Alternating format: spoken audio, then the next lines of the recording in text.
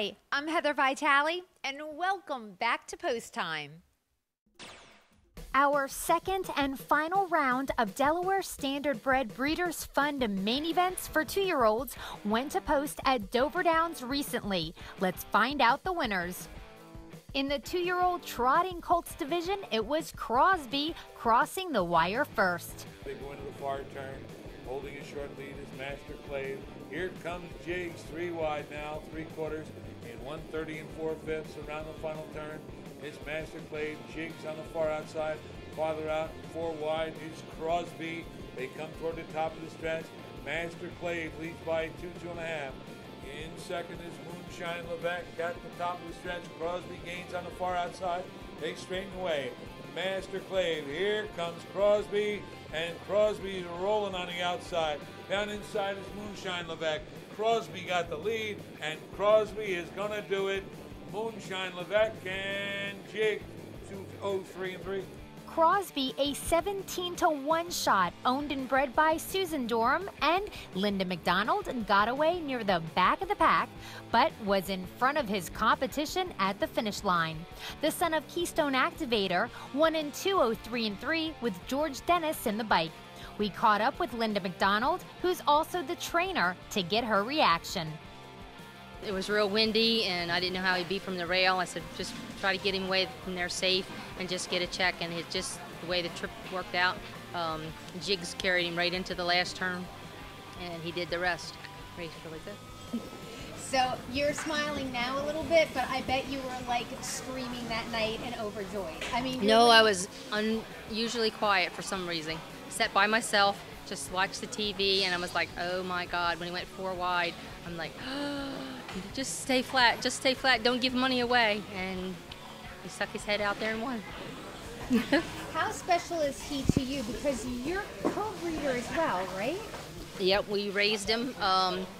Had the mother, we raised the mother. We had the mother's mother, so he's like 4th generation.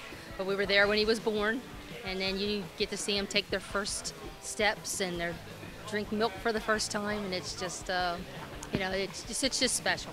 I've been lucky enough. I'd won 2 of them before. Here's Bobo, won them, both of them as a 3-year-old. In fact, he was the first horse to win the $100,000 Delaware stake. But that was in 2004, and I didn't own him, but we did raise him. We worked for Mr. Davis, and this is Mr. Davis's daughter, Susan, that has him, and she couldn't be more thrilled, and I couldn't be more thrilled for her. Now let's move on to the 2-year-old pacing colts as Bags to Riches picked up the win. They race up the back stretch toward the far turn. Henry the Dragon. Here comes James Isaac to the outside. Bags to Riches back to 3rd. A big gap back to Automatic Dragon. Stopping is Dalen, forcing a 3 wide. Holy's Comet coming toward the top of the stretch. Henry the Dragon by a half length. That's James Isaac on the outside. Bags to Riches right there at the rail, and they're at the top of the stretch now, turning for home, and it's Henry the Dragon by almost 2 lengths. Swinging to the outside now is Bags to Riches. Here comes Bags to Riches on the outside to get the lead. Bags to Riches draws away from Henry the Dragon. Bags to Riches, 150-101. Bags to Riches with Tim Tetrick in the sulky got a great trip and came home the fastest to record a stakes record time of 151-1. The son of Roddy's Bags again was bred by Only Money Incorporated, who shares ownership in this freshman colt with trainer Jason Skinner. Tell me how confident you were during the race, because you got a great trip. Well, going to the half, I was pretty confident sitting in the 2-hole. And then around the last turn, I was a little worried because I couldn't get to the outside.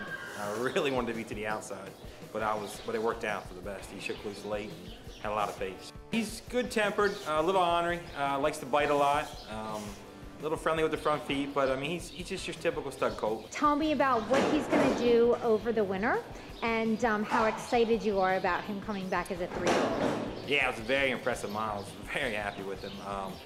We're gonna probably stake him a little bit heavier next year. He'll have about a month off, like 6 weeks, and then we'll go back to work, catch Delaware, into Dover, and then we'll go. We really ain't made set plans for next year, but plan on staking him a little bit the gears, maybe the adios, and stuff like that. That's exciting. Yeah, it's exciting, yeah. Hopefully it works out. Congratulations. Thank you. Next up, let's see the DSBF freshman trotting filly winner, Spoonful, in action. They race up the back stretch. From the outside now, getting the lead is Political Energy.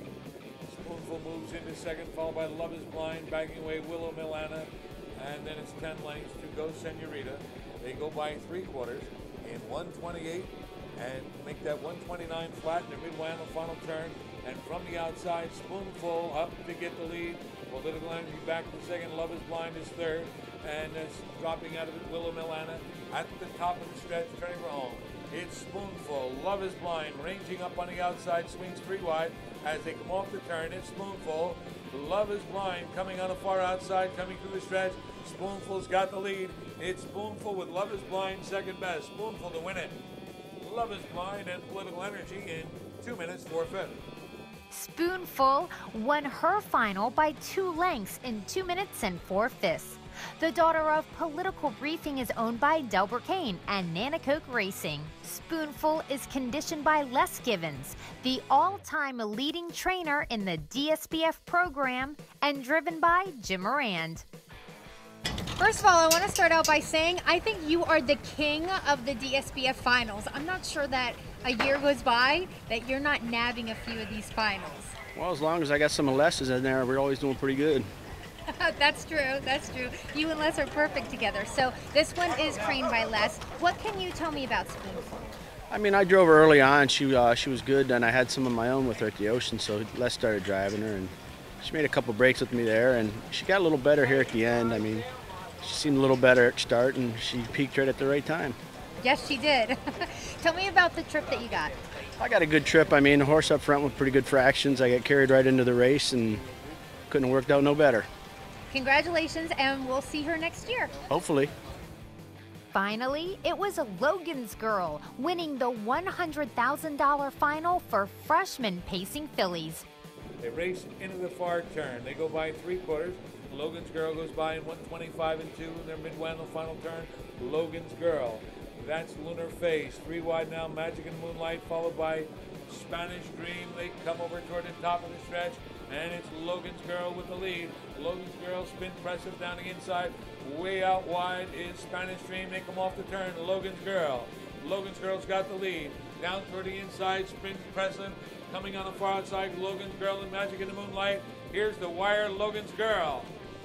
Tight for the place, Spanish Dream or Magic in the Moonlight, 155. Logan's Girl, with Ross Woofenden in the bike, won her big event in 155.